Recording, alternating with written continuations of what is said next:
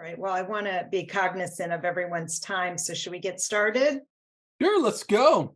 Okay, well, thank you everyone for joining us today. Again, I'm Traute Winters, the Executive Director for NAMI Greater LA County. Feel free to introduce yourself in the chat if you'd like.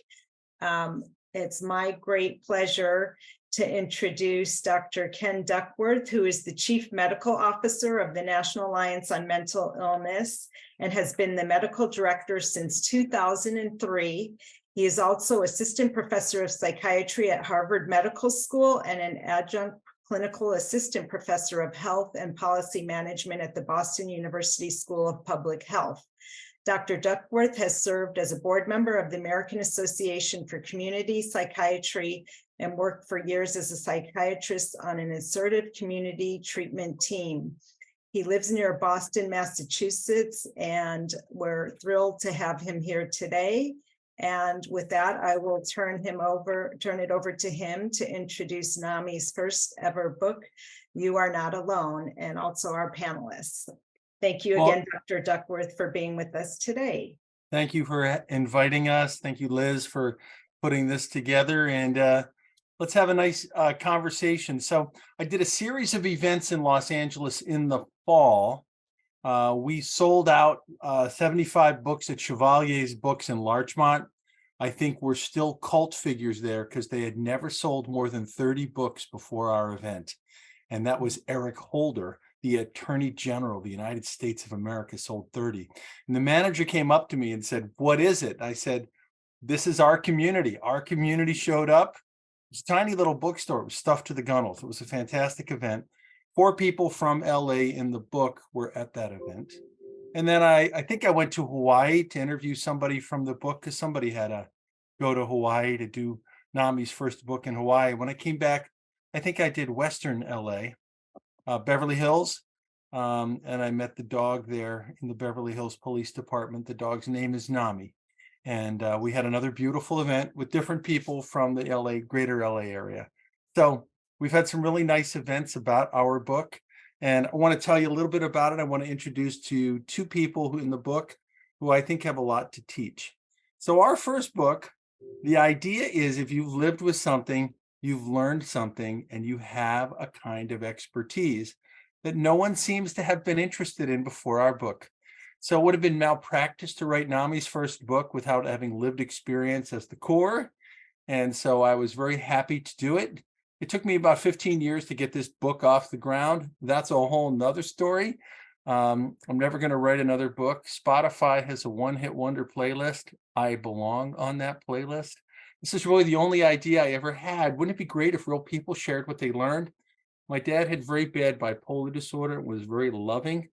And I became a psychiatrist to make sense of all this. And I was not a science whiz. I was really more interested in storytelling and poetry and history. And so it's no surprise that I wrote this book. Like it's no coincidence that the guy who is your medical director is not, in fact, a science whiz. I only got into the medical schools that did not require calculus. I wanted to help my dad. I wanted to make sense of something that we couldn't talk about. And that's the essence of how I got there. I had pitched NAMI's first book over the last decade. It didn't go very far. And I think NAMI wasn't ready. And the publishers weren't ready. Then COVID happened. And what an amazing thing that was, because all of a sudden I'm on CNN a couple nights in a row. I'm on Stephanie Ruhl's show. I'm in the New York Times, and people want to talk about the things that we want. What helps people recover? What helps people make a difference in connection? Is teletherapy real therapy? How do you find support groups online? These were all things that I was interested in. I realized that that book that I'd wanted to write, and I'd started and thrown out 5 times, was ready. I asked Dan Gillison, our CEO, could I write NAMI's first book? NAMI would have the copyright. NAMI would get all the royalties. Let's go. And the amazing NAMI community stepped up. And I want to emphasize, we could not have had this book without all the people in the book. And you're going to meet 2 amazing people from the book tonight. And that was the essence of it. I would ask people, would you like to be in NAMI's first book?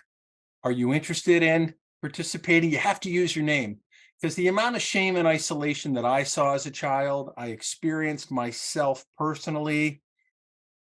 I thought, all the books that doctors write that say my patients are my greatest teacher, but everyone in this book has to be remained anonymous and confidential. I like privacy. I want to be clear about that. I don't think everybody should go on Channel 5 and tell their story. You have to be ready to tell your story. You have to be able to anticipate the complexity and the opportunity that is inherent in telling your story. But for our first book, having met thousands of people who tell their stories, I thought I could get 50 people or so to tell their stories. Well, it was so much fun, and I learned so much from each person. I just kept going. And so I ran out at 130 people, and I only stopped because of the deadline. Really, I only stopped because the book was due. And our publisher is Molly Stern. She had edited Michelle Obama's Becoming, had edited Gone Girl and The Martian, started her own publishing firm. You Are Not Alone is the first book she bought. So in a way, she's America's coolest publisher. And I want you to know that 5 publishers bid on our book.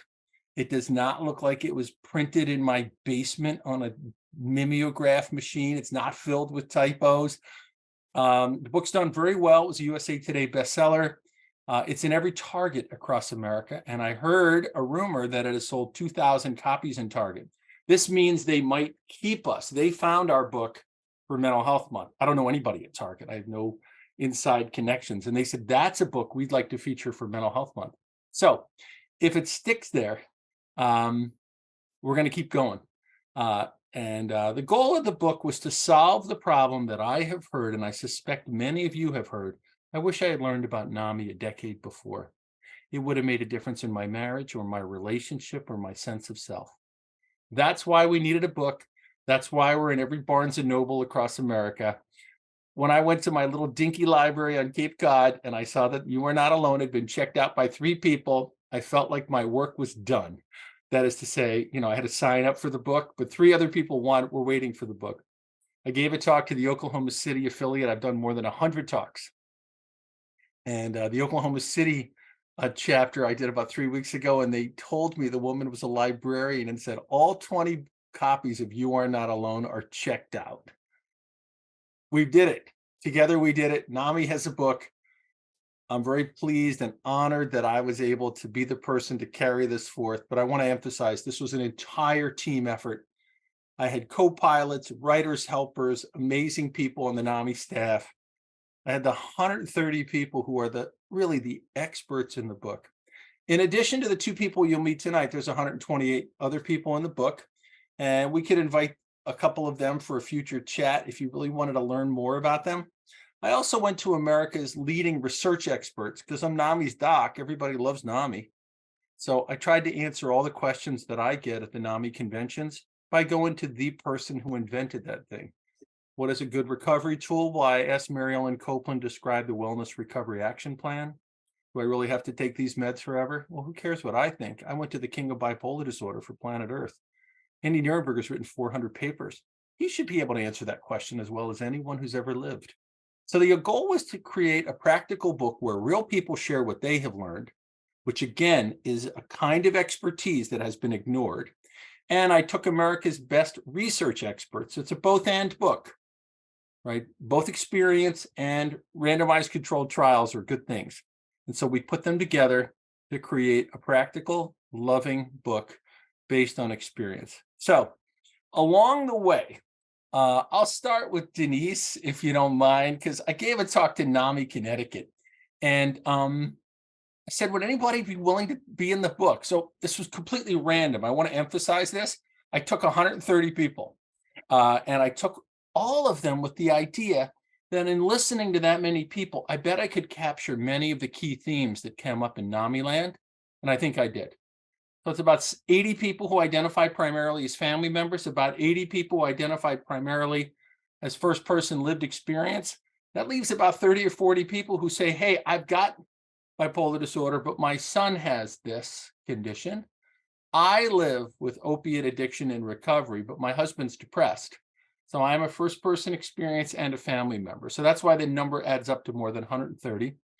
I met Denise in Connecticut. 38 states were represented, people from 11 self-identified race and ethnicities, 25 religions, 50 occupations.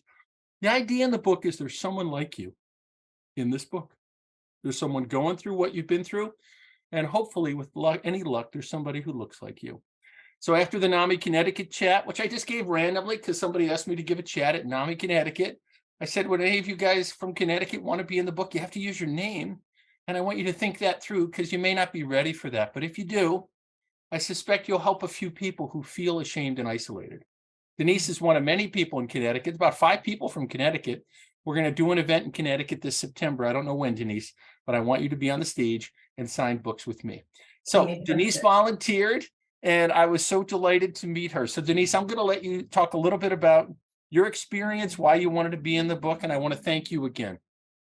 Thank you so much. So my name is Denise Paley, and I'm part of the NAMI Shoreline affiliate in Connecticut. And the reason I heard Dr. Duckworth, he was speaking at, it was our awards ceremony that you were speaking at, and he was sharing the idea of the book, and it, right away, I thought about reaching out to Dr. Duckworth for a couple of reasons. One is, so I am a mother of a child with a serious mental illness, and for 2 reasons. One is the whole stigma piece, the shame piece of having a mental illness. My son actually, with his first onset of mental illness, wound up being incarcerated and we're still awaiting to adjudicate his case because what happens with people with mental illness once they go into the corrections system is a whole nother story, but we're still waiting to do that. And I don't want his incident to define who he is as a person. And I don't want other people to feel like that either. And I think when you have somebody that you care about who winds up in a correctional facility, there's a lot of shame and stigma that goes with that. And it's important to me to be vocal about the fact that we're not allowing that to identify who my child is. And that is only one piece of what makes him the person that he is today. So I've been, since my son's arrest, a few things that I did not know when he was, when he had it was his first episode of psychosis, when he was going through his event, how closely law enforcement interacts with people who are experiencing a mental health crisis. We had no reference. So this was our first time ever going to the police in our entire lives, seeking help for our child. So we had no reference for that. And it is, in my area alone, it's about 50% of the calls that police officers get have to do with mental illness or somebody with a disability of sorts. They're not like the typical break-ins or crimes that you think of. There is somebody in crisis. That's about 50% of calls. And our police department did not have anyone with crisis intervention team training at the time of my son's incident. We did, throughout the experience, come across police officers who did, and thankfully, gratefully, we did. But one of the things that I've been advocating for since his arrest is ensuring that every officer in Connecticut does receive crisis intervention team training. And we are very close to making that happening. And there have been a number of bills that have come forward to make that true. Another thing that I've been advocating for is addressing the mental health needs of police officers and ensuring that when they need mental health support, that there's no discrimination that they have to deal with either. So it works on both ends, and we've come a long way in the state of Connecticut. We are very close to making it mandated. And in addition to that advocacy, I've been serving. You learn very quickly when it's your child, right? You'll do anything for your child. So I'm actually now on the board for the Department of Mental Health and Addiction Services for the state of Connecticut. I'm a board member for NAMI Shoreline, and I was on the steering committee for Stop Solitary Connecticut for a while, advocating for laws which have gone through to limit solitary confinement, which mostly affects people with mental illness in our prison system. Well, Denise, we're going to come back to you with questions. It's so fantastic what you've done with this unfortunate experience to make sure more police officers are trained. And I just want to thank you for, being part of that.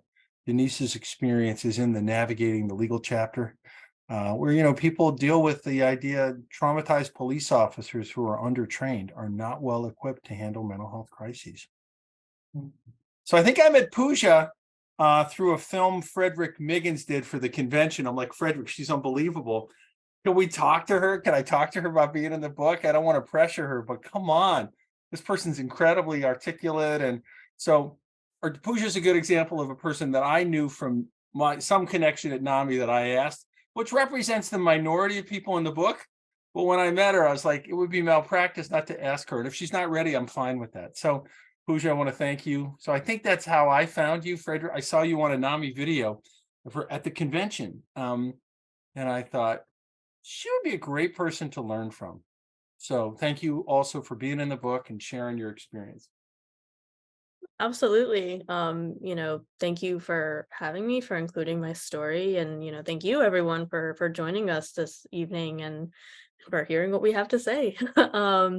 So I am in the book as a person with lived experience. I got my diagnoses when I was 15, so 12 years ago. And for the first 4 years of my diagnosis, I didn't tell anybody outside of my household. I am Indian American, South Asian American. And because my parents were very supportive in getting me help, and when they realized that something was wrong, they were very supportive in taking me to doctors and getting me checked out, getting the diagnosis, getting the treatment, all of that. But I was, my parents more or less forbade me from telling anybody outside of the household because they were afraid of the cultural stigma the cultural backlash that I might get. So they did it to protect me. But what that led to was this kind of this self-enforcing idea that this was something to be ashamed of, and kind of a rejection in my head of I don't have a problem, there's nothing wrong with me, and not fully engaging in care, which, as you might know, if the patient doesn't want to engage in the care, it doesn't really work. And then when I went off to college, I had a panic attack, and the way my university responded was just abhorrent. And that's kind of when a flip switched in my head, and I was like, I have access to all of these resources. I'm in this situation in a place of extreme privilege, and this is my experience. Is this you hear so many stories about the bottom of the barrel. This is the top of the barrel. Are you kidding me? And that's when I started telling my story. That's when I started speaking openly, and I founded the NAMI on campus at my undergrad and haven't left since. I'm now one of the members of the board of the directors of the national organization, and just very, very honored to have been part of NAMI in so many ways, and to have gained so much from this organization. And last but not least, with this book, and it's amazing. And I'm so glad to be here and be talking about it, and be answering your questions, and kind of walking you through how this can be such a great resource for whoever needs it. Pooja, after being mistreated at your famous university, you founded NAMI on campus, which became the largest group on campus. So both you and Denise represent this perfect aspect of the NAMI community. You have an adverse experience and you work to change it. So that's one commonality that I just wanted to mention of the two of you. When I read the book, I noticed it was a bit of a commonality with other people interviewed in the book as well, which adds to the hope aspect of reading the book, seeing what other people have done. So Traute, I think we should take questions. This is an informal conversation. One of the questions I thought, is the book available in digital? Was that a question? Yeah, there is an audio book. I want you to know they didn't let me read my own one-hit wonder book, but I read the introduction, and then they had a professional come in, and it sold about 4,000 copies on audiobook. It has also sold in the United Kingdom. The tentative title for that is You Are Not Alone with Scones. That's a joke. And they sold it in Mandarin. They're looking for a Spanish publisher. They currently do not have a Spanish publisher. That came up a lot in my tour of California. You should have a Spanish publisher. Well, the publisher buys rights to the book, and then they sell it as they see fit. So You Are Not Alone, the UK version, where kind of how to find help in the UK system, is available in all the UK Commonwealth countries. And the Mandarin book is in press, but hasn't been out. And they're trying to sell it in Spain, in the Spanish version. And the Audible version is a go. Like, that's up and running. Great. And I hear it's on the USA Today best-selling list of books, and Mashable listed it as the best mental health book of 2022. So where can people purchase the book? Anywhere books are sold. And Traute, if you and your organization, or you and Liz, say we have 50 books, I walk to the post office and I mail little book plates, which is just my signature. If we were in person, we'd all sign your book together. But if you want, 50 people say they're going to buy the book, that way you can at least have a signed book. If you're coming to convention, of course, people from the convention will sign your book. So, you can get it on Amazon. You can get it in any bookstore. That bookstore in Larchmont, Chevalier, they're in love with NAMI. They think we have magical powers. Target has the book, and we're right on the precipice of being kept in Target in their permanent collection, which would, to me, to be the ultimate outcome. But they have to make a decision. That's up to people at Target, way above my pay grade. But you can buy the book. The book is easy to find. But obviously, people go to Target. And when I heard that there were 1,800 stores that have books that are Target stores, they're literally everywhere. And so I went to see it in the wild in my own Target. I was very happy. Like, it was a nice moment for us. It's in a lot of libraries. We sold about 3,000 books to libraries, and they circulate them through the systems. Great. And I think Chris just posted some of the links on where to get it. For some reason, the chat just is saying that people who are posting that it's me. But Chris is also posting some things. So feel free to put any questions in the chat, or at the bottom, you can raise your hand. And I think Chris can also put you off mute. Chris, has anyone raised their hand? Feel free. This is the time to ask your questions from the expert. At the moment, no one has raised their hand, but there was something in the Q&A, just a general question about helping the mentally ill. Do you want to read that question, Chris? Sure. Yeah, the question just reads, how can we help the mentally ill? Well, And also, NAMI's all about that. And if you take a look at the book was designed to be a practical guide for people. This is not theory, what might be helpful in an alternative universe, and this is not technical research. The idea is that Denise has learned something about how to help the criminal justice system and police training. Pooja has learned something about how to change a school culture, how to work within her community, how to open the conversation in the South Asian community. Like, they've all learned something. So the answer is, that's very much the intention of the book. This is a practical book. The goal of the book is it should be helpful to people. That's the intent of the book. And I just want to add to that the way that Dr. Duckworth has done this by interviewing, so many people and intertwining it with experts and stuff is, I would consider myself an expert on mental health in the South Asian community, but I'm reading through the book again in anticipation of NAMICon, and I am like, every single read, there is more for me to learn. Every single read, there is more. Like, this is just so chock full of information and the collective of lived experiences and bringing all of these stories together means that no matter who picks up this book, even if it is like the most decorated expert in whatever, they will be able to walk away having learned something new. And not everything in the book is going to apply to everyone, but there is something new in there for every single person who picks it up.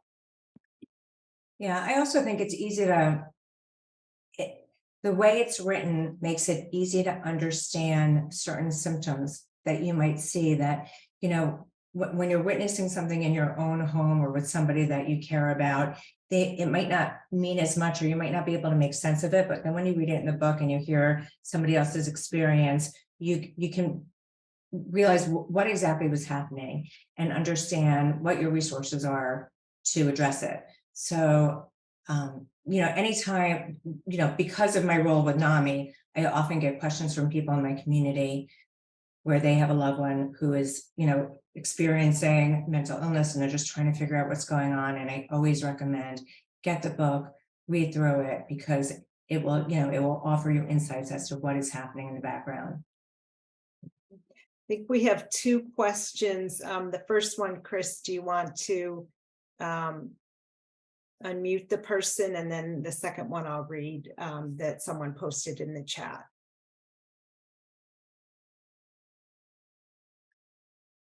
I think it's that we're having a little glitch because I see a hand raised under my name, which I didn't do.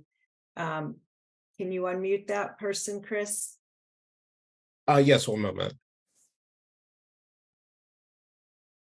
Literally, it's all about you, Traute. Every person is you. I know there's something going on in the chat for some It's a reason. lot of power. It's a lot of power. Well, Oh, it looks like they declined to speak. I'm sorry. oh, okay, go ahead if you would like, post your questions in the chat. So here's one question. How would you recommend using this book as a supplement to training case managers in social services? That's a great question. What I encourage you to do is start by getting the book. It's $18. Get your social service agency to buy it for you if you want. Read the book. And then contact me. I'm ken@nami.org, and we can do an event for all the case managers virtually. I'll get a couple people from the book. So look at the book and say, how is this applicable? But I just did this in Wisconsin. The Department of Public Health of Wisconsin, mental health, bought 250 books, and I did an event with them and their case managers and their social service staff. Fantastic people. So the whole book is out there and people read it. I don't know anybody from the Department of Public Health in Wisconsin, and let's go. And so, the Peer Support Network of New Jersey bought 500 copies, and I gave a talk to them because they were very impressed with the peer power in the book. So people look at the book and they say, this is relevant for my experience, my conversation, my work. And so if you wanted to run a book club, just send me an email. We'll find a way.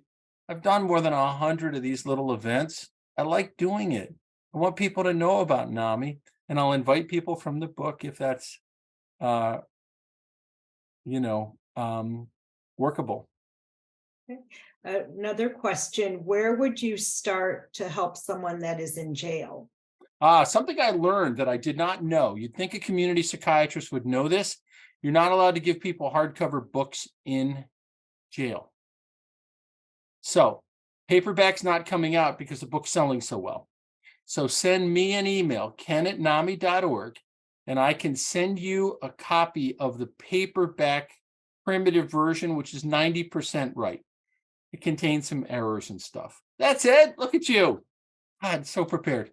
That is the advanced reader copy, or ARC. That is a paperback. You send me an email, ken@nami.org. I'll talk to the publisher and I'll say, could you please just send this person a paperback version of the book? There are people who've been in jail who found a way. There are people who've been in solitary confinement who found a way. There are people who've been through a lot in this life and have found a way. So I think the book is appropriate for people in correctional settings. But it's not available in paperback, like in the world. Denise, do you want to also answer? How did you help your son? Yes, Denise. Sure. Well, when I'm in the state of Connecticut, but when you're in a prison in Connecticut, you have a mental health counselor that's assigned to your case. So one thing you can do is let the mental health counselor know that you have read the book and ask them. You can't send it to a mental health. You can't send it to a prison employee. They'll send. I've tried. They'll send it right back to you. But you can ask them to get their hands on a copy, and if you have a good relationship, they will. And then you can send it to the person that you care about that's incarcerated, and they can read it as well. one thing that I've done with my son, I've sent him books on cognitive behavioral therapy because it's not really offered in the prison system, or in Connecticut, it's not offered. And so he's been able to do it on his own and then kind of work with his counselor on what he's been doing. But if you, I'm not sure who has the question and what their circumstances are. I'd be happy to speak with somebody privately offline and guide them a little bit. But the one thing that I can say, if you care about somebody with mental illness in prison, get involved, and you can get involved. So if you feel like you're going to be shut out, just be persistent, and you want to speak with all of their healthcare providers, and you want to develop a relationship with their mental health counselor. So Traute, can you put my email, Denise's email, and we didn't discuss this with Pooja before. Are you up for having your email? Yeah, that's fine. Okay, We great. put your email in a couple times, Dr. Duckworth, so we'll add the others. A couple more questions. One of them I think I can help answer. Someone said, I need and I'm looking for 2 support groups via Zoom of survivors of a suicide attempt and people with bipolar disorder help. So I do know Dee Dee Hirsch here in Los Angeles County has support groups for attempt survivors, as well as if you've lost someone. So if you go to ddhirsch.org, I'll put that in the chat. They have support groups. I don't know if they're online or in person, but they could guide you. And for support groups of people with bipolar or any mental illness, we have here in Greater LA County chapter support groups almost every night of the week. And many of them are still virtual. So if you go to NAMI-GLAC.org, you can see a list of, go to calendar, all our support groups, and I'll post that as well in the chat. Rick Paludo has a question. When will the Spanish edition be available? That's up to the publisher. They're trying to sell it to a Spanish publisher. So they sold it to a Mandarin publisher. They're trying to sell it to a Spanish publisher. So I don't have a date. When I do learn, I'll make that widely available. Thank you, Doctor. Hi, Traute. Hi, everybody. Hi, Rick. Any other questions? Chris, do we have anyone else that has a question that wants to come off mute or in the chat? No, not right now, but yeah, feel free to raise your hand and we will get to your question. So let me ask Denise and Pooja, what is one other thing you'd want people to know about our little book while people are thinking of questions? I mean, for me, the book, you know, well, 2 things. One, I think that the book gives people hope. I think, especially when you're at the beginning of something, you feel so powerless when someone you love is experiencing a mental health crisis and you don't have the answers to support them. You don't even know where to get the proper support. And for anybody, not just my son who's dealing with, you know, the criminal justice system, but, you know, now that I'm more involved with NAMI and DMIS, it's very difficult for anybody to navigate where to go to find the proper resources. And there's a lot of information as to, you know, you can try this or you can try that. It allows you to not just be a bystander. It allows you to feel a little bit more in control, I guess, for lack of a better word, but like you can do something and take action towards getting the help that you need. So it's almost like it's very supportive. And I think having the personal stories in the book, keep it from being clinical or just a resource, it makes it's more relatable. I think we have a question. Chris, you're going to unmute someone. Yes, I am. I should be speaking shortly. Luis, is it Luis Bell? Yes. Hello. Are you Yes. able to hear me? Yes. Hello. Thank you all for this webinar, and I look forward to reading the book. I live in Los Angeles County, and I know that there are many people who are NAMI parents and family who have adult children who are dealing with mental illnesses, who are really trying to help their children by in all ways that they can. Does the book talk about how people in California, et cetera, are able to get guidance on how to get conservatorship so that we can help our adult family members with mental illnesses? Thank you. Because everything's state by state, it's impossible in a 400-page book, which as long as I could go, to do how you do this for each and every state. But what I did is I had the former director of mental health policy at NAMI, Ron Honberg, who is an attorney, write a chapter with me called Navigating the Legal System. And he describes some of the basic frameworks of what is the federal, what is state law, how does conservatorship work, how does guardianship work, what are the necessary elements of assisted outpatient treatment, which some states have and some states don't. So he tried to go through all that. So for the nuance of California law, I would turn to Greater Los Angeles County. They would know California law. And one of the challenges that when you write a book for America, and America has 50 different states, 50 commitment laws, 50 conservatorship laws. I mean, think about the complexity. 50 states that have more or less police training, 50 states that have more or less jail diversion, drug courts, mental health courts.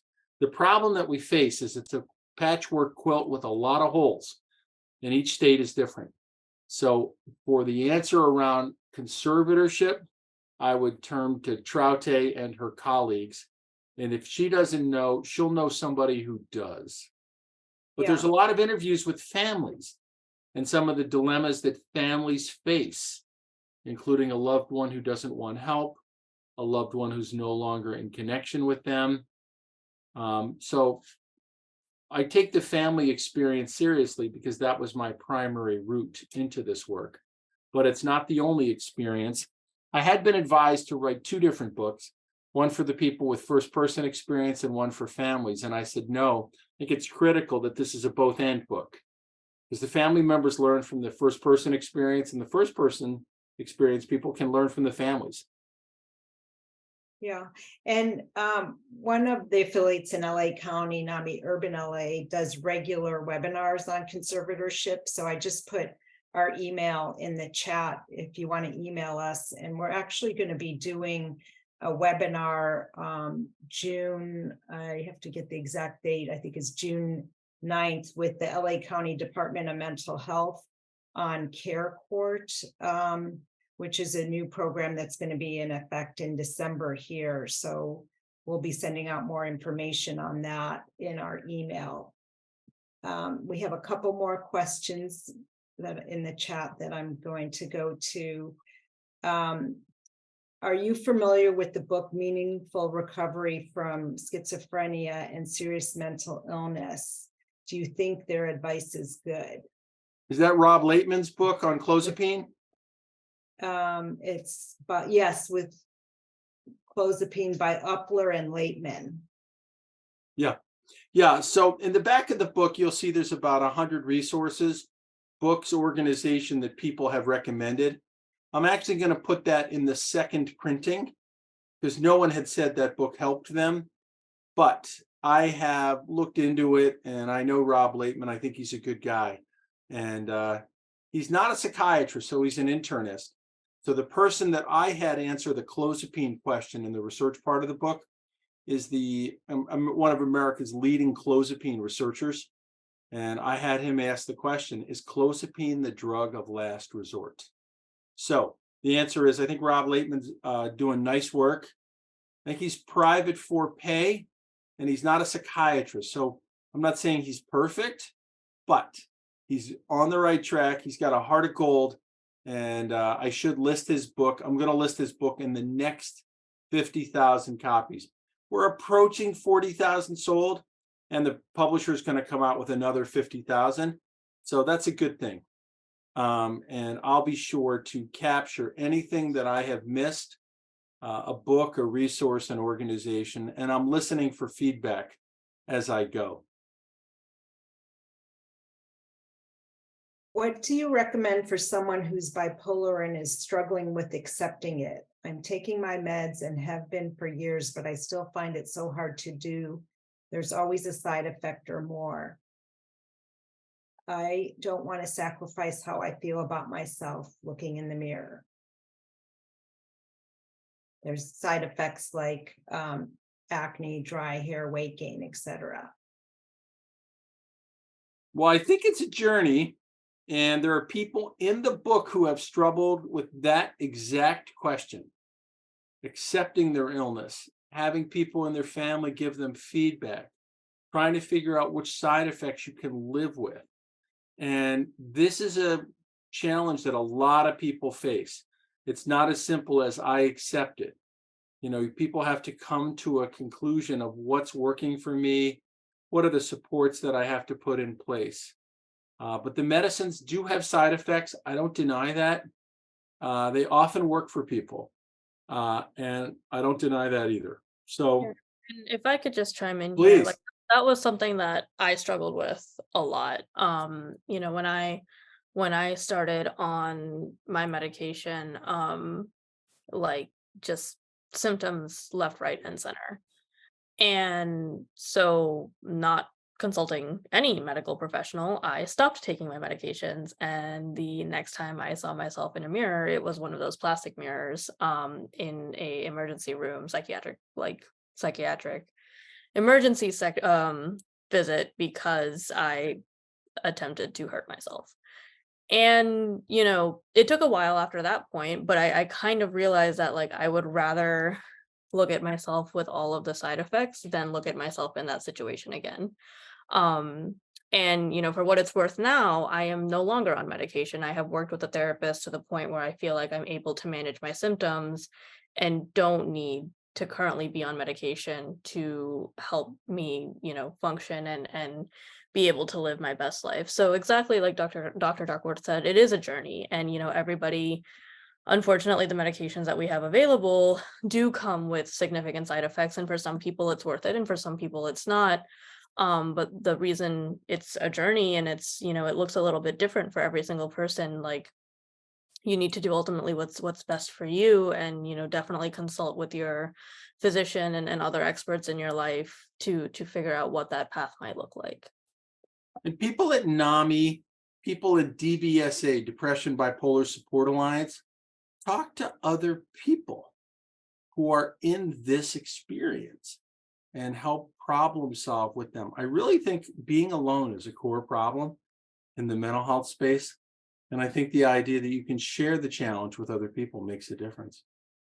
And Natasha, to your question in the chat, you know, how is that possible? Like that's a journey that worked for me and for my symptoms, and, you know, that sometimes did not work.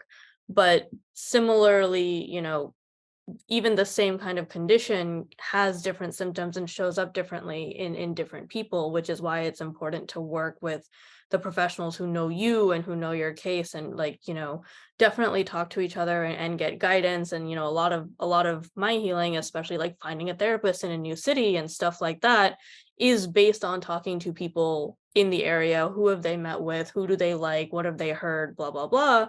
But ultimately, it is your journey and figuring out what works best for you, which with the understanding that that might not be what worked for somebody else. I interviewed a man from Montana, and he has schizophrenia. He's on clozapine, which is the best antipsychotic FDA approved for treatment-resistant psychosis. And he hears voices every single day. And I asked him about acceptance. And again, every story is different. This is a wonderful human being. I happen to know him pretty well. And he said, once I really accepted, and then he paused, and he said, really accepted that I was going to live with this for the rest of my life, it stopped having power over me. And everybody's story is different. But for him, he said, I could recognize that I'm part of a community, that I have a great family, I have a best friend, I have a really terrific life. He delivers Meals on Wheels. And all these people love him. And he said, as soon as I radically accepted that I was going to hear voices. So again, this is a journey. This man's in his early 50s, and he'd been hearing voices for 20 years. So the journey of acceptance is individual. I want to emphasize this.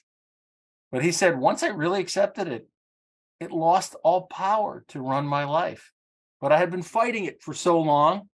It was this constant struggle inside of my head. How do I get rid of this? How do I live with this? Why did this happen to me? And he said, I wasn't living at all. So a couple more questions. I got diagnosed with bipolar 1 in 2013. There are many different types of meds and brands you can try, hopefully with less side effects or none. If your doc is not addressing your concerns, there are other docs who are more receptive. So I guess that's just a comment. Yes, and I would say several people in the book were told by psychiatrists pessimistic future outcomes. Fire those people. Get rid of those people. We cannot predict the future. We are not that good.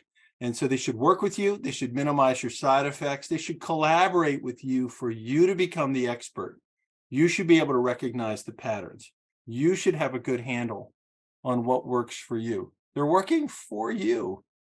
And even a community mental health center where you may not think you have power, you're allowed to fire your doctor. Trust me, I ran a community mental health center. I reassigned people to other doctors. I'd say, listen, this doc really doesn't get this person at all. And this person had, Mass Health Medicaid. And I'm like, could you work with Dr. Sellers instead of Dr. Dundas? Just try it. And then I'd say to Dr. Sellers, could you, make an effort here? Because, this person really doesn't feel understood. So anyway, that was my little experience. So don't hesitate. You do not have to stick. I know there's not enough mental health practitioners. Don't stick with the one who isn't working for you. And I think one of the most empowering things that I ever heard as a patient was I had a doctor who wasn't listening to me, who was very dismissive of me, and who basically, told me, like, I have 8 years of I've done 8 years of education in depression, so like I know what I'm talking about. And when I told this story to one of my professors, they were like, you've spent at the time 10 years living it every single day. So, they have a different kind of education than you do, but that's exactly the point of this book. They are no more an expert in this than you are. And when it comes to your depression, you are the certified expert in the room. So, they can have degrees and they can have letters behind their name, and that does mean a lot. It carries a lot of weight to it and a lot of expertise with it, but it is not nearly enough to have them dismiss you when you bring up your concerns. And a couple more comments. Someone said, I'm from Los Angeles. I've benefited from family to family and peer to peer. Such valuable information. I've learned so much. It definitely reduces the knowing it's just not you. So again, check out our support groups and classes. And someone said acceptance took 10 years for me. It got much better after I made peace with my meds. Rick mentions NAMI South Bay, and we have a support group in Japanese there. We also have Spanish support groups in many of our affiliates here in Los Angeles, as well as classes in Spanish as well. So you can go to NAMIGLAC.org to get all of that information. Yeah, thank you, Traute.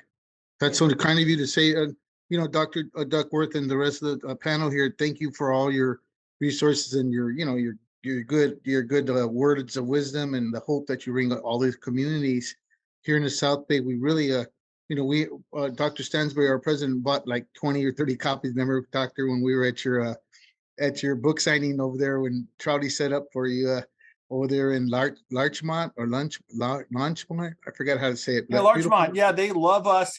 Yeah, we're rock stars at that bookstore. I'm sure.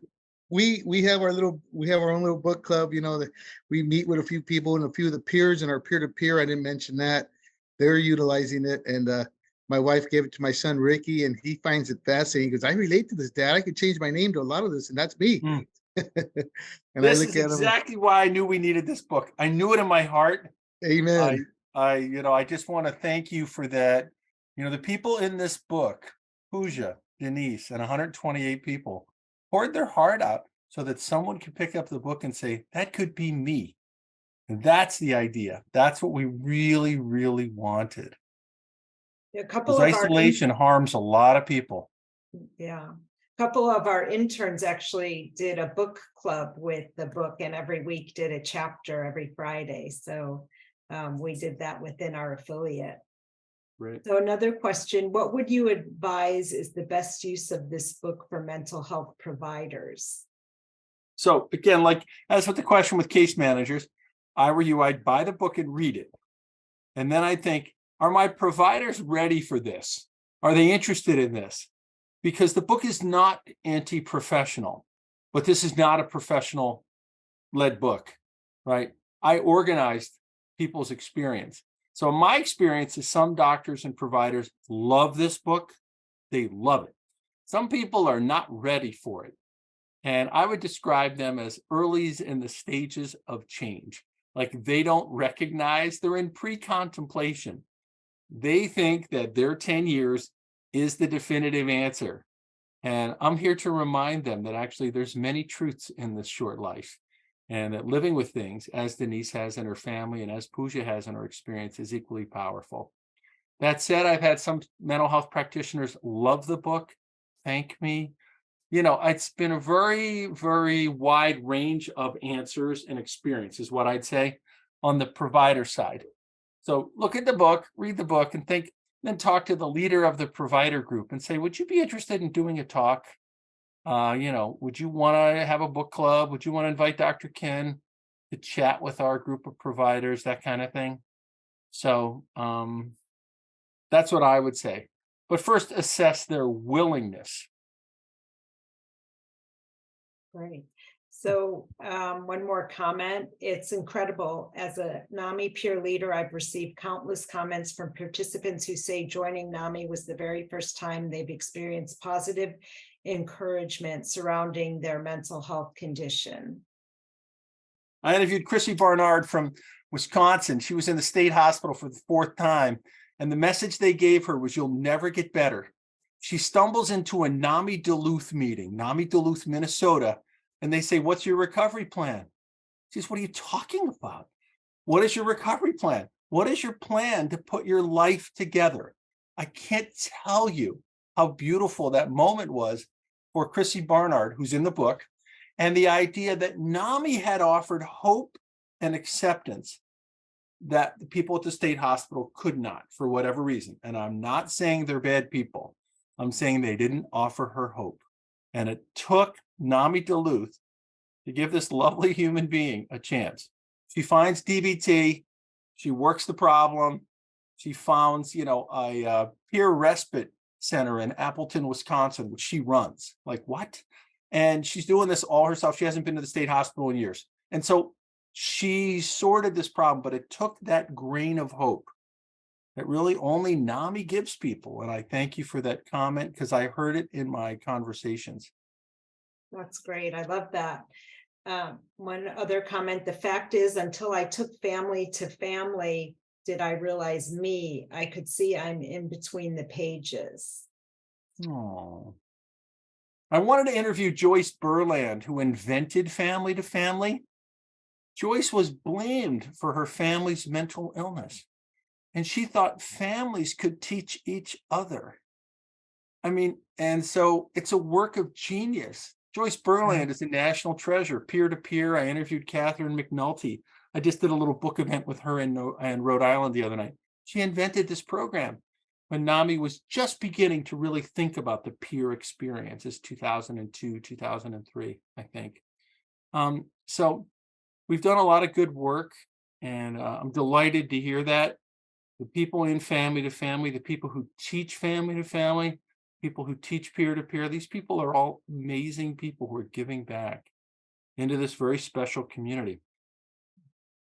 Yeah, and it seems like the peer support, the peer specialist is really taking off, and now with public health and all kinds of organizations, especially here in Los Angeles County, are really staffing up with peer support specialists. So it's nice. Yeah, I don't think California was early to the peer support game, but I interviewed a woman from Georgia, which was the original peer support operation. So I'm glad you're doing it in California. Massachusetts was not early either. So I'm familiar with being a laggard. So we're almost finished with our time. If you'd like to do some closing comments, and then we can wrap it up and give everyone their evening back. Pooja, you want to wrap it up for your perspective? Yeah, sorry, you caught me in the middle of a yawn. It's almost 10 o'clock. Sorry, I know. No, I mean, thank you all so much for your wonderful questions and for sharing all of your perspectives and, your stories of hope. I think, one of the things that I would love to see is for everyone who is affected by mental illness, whether it's yourself, whether it's your family member, whether it's someone which, spoiler alert, is everyone. I would love everybody to read this, because I think it offers such a perspective on what this looks like struggling with a mental illness, either within yourself or with your family member, or just, as in the system as a whole. It offers such a perspective that you don't see in many other books on the topic and many other conversations on the topic. It offers a human perspective. And, I think one of the things that I felt the most when it comes to stigma around mental illness, it's a feeling of dehumanizing, and that's something that I have felt from people. That's something that I have felt from systems. That's something I've felt even from psychiatric facilities. This idea that once you have that diagnosis attached to you, that is all you are. And this puts the human element back into it, because first and foremost, we are people. And just emphasizing that to whoever you are, however you are interacting with this, that's really important to remember. Thank you. Denise, you want to close out your thoughts? Sure. Yeah. Well, thank you for giving us the platform to meet with everybody today. And again, I just want to reiterate some of the other comments here, but mental illness is not something that should bring shame or embarrassment, and it's not something that you should shy away from. I mean, it is just a piece of, it doesn't define who you are as a total person. So, and NAMI for my family, I would tell you, if I didn't have NAMI in my life, I don't know where it would be. NAMI was actually one of the first phone calls I made when my son had his break, and has been my lifeline ever since, one of my lifelines ever since. So, but, listening to Pooja's story and how, I have a lot of parents who have shared their family's struggles, and I totally respect people want to be private and, what they're concerned about. But I encourage people to speak up and speak out, because there should be no stigma associated with mental illness. Well, I want to say it was, thank you, Denise. It was an incredible privilege to meet Denise, Pooja, and the other people in the book. I want to thank you for having us in Los Angeles. I'll undoubtedly be back in California, Traute. I'll let you know if we can do an in-person event at that time. If you like the book, consider writing a nice review on Amazon. This is how we sell books. It's our book, it turns out. So if you don't like the book, take a vacation. That's what I'd say. You don't have to make nasty comments about our own book. So I want to thank you all. Thank you, Traute. Thanks, Liz and Chris, for the work you did behind the scenes. And I hope you all have a great night. Yeah, thank you so much, Denise, Pooja, and Dr. Duckworth. We really appreciate you guys doing this for us. And one more comment, lots of thank yous. Someone, Modesta, says that the Spanish state trainers use the book for instructional purposes. And conversation with future teachers and leaders. I'm going to let the publisher know that. Maybe that'll help them sell the book. Great. All right. Well, thank you again so much. And we really appreciate it. Have a Good night, evening, everybody, and thanks everyone. again. Thanks, Take Denise. care. Thanks, Pooja. Thanks, Traute. Bye now. Bye-bye.